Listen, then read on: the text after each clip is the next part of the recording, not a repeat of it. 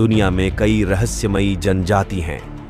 ये जनजातियां अपनी परंपरा, रहन सहन और खान पान के लिए हमेशा चर्चा में रहती हैं।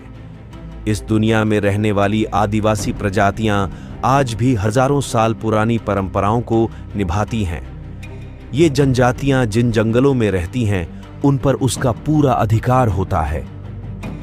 वहां की सरकारें भी इन प्रजातियों के अधिकारों में दखल नहीं देती हैं।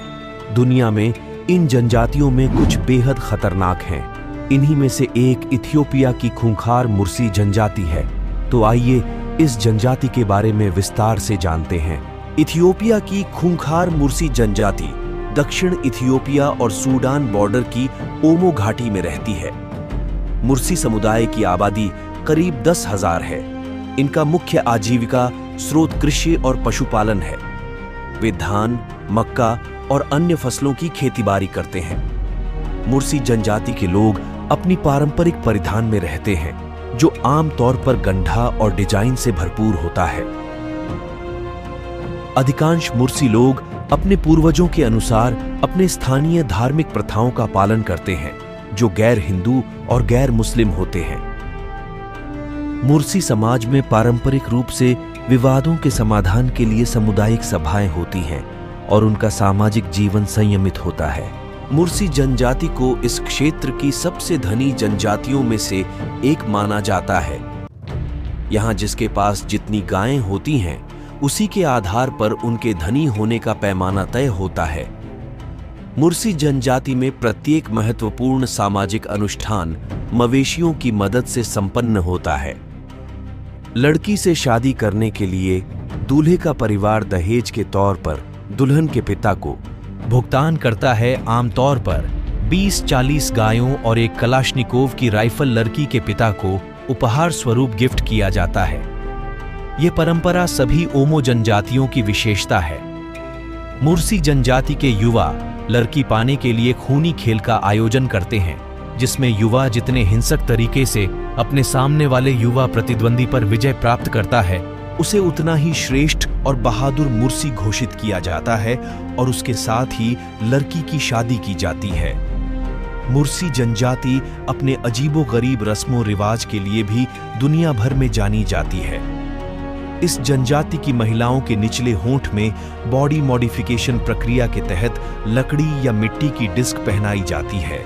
ऐसा इसलिए किया जाता है कि ये लोग बुरी नजर से बच सकें। उनका मानना है कि इससे महिलाओं की सुंदरता कम हो जाती है और वह कम आकर्षक लगती हैं। इसके तहत 15 साल की आयु की हो जाने के बाद लड़कियों की मां कबीले की दूसरी महिलाओं के साथ मिलकर अपनी लड़कियों के निचले होंठ में लकड़ी या मिट्टी की डिस्क पहना देते हैं। फिर कुछ महीनों बाद में 12 सेंटीमीटर व्यास की डिस्क फंसा दी जाती है, जो कि पूरी जिंदगी उसके होंठ में लगी रहती है। ये प्रथा इसलिए अस्तित्व में आई क्योंकि पुराने समय में पुरुषों द्वारा महिला को गुलाम बनाकर उनसे मजदूरी करवाई जाती थी और औरतों को यौन गुलाम बनाकर उन पर जुल्म किए जाते थे। लोगों की गंदी नजरों से बचने के लिए ये महिलाएं खुद को बदसूरत बना लेती थीं। इसके लिए इनके मुंह के दांत भी टूट जाते थे। प्लेट के कारण इनके होंठ काफी लटक जाते थे, जिससे उनकी खूबसूरती कम हो जाती थी। मुर्सी जनजाति गुलामी से बचने के लिए शुरू किए गए इन तरीकों को अपनी परंपरा बना चुकी है।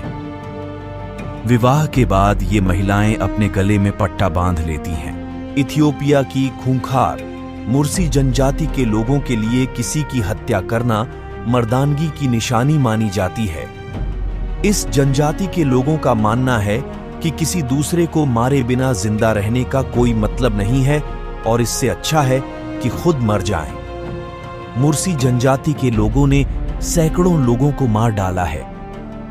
मुर्सी जनजाति के पुरुष और महिलाएं हमेशा बंदूक और राइफल की गोलियों की बेल्ट लिए रहते हैं और थोड़ा सा भी खतरा महसूस करने पर राइफल से गोलियों की बौछार कर देते हैं। ये सामने वाले की हत्या करने के बाद जश्न मनाते हैं और इसमें पूरा मुर्शी समुदाय शामिल होता है। यहाँ तक कि जिस मुर्शी के हाथों गैर मुर्सी जनजाति की हत्या हुई होती है, उसे मुर्शी समुदाय का असली मर्द कहकर उसकी हौसला अफजाई की जाती है। इस समाज में किसी गैर मुर्सी की हत्या करना जश्न मनाने के समान होता है।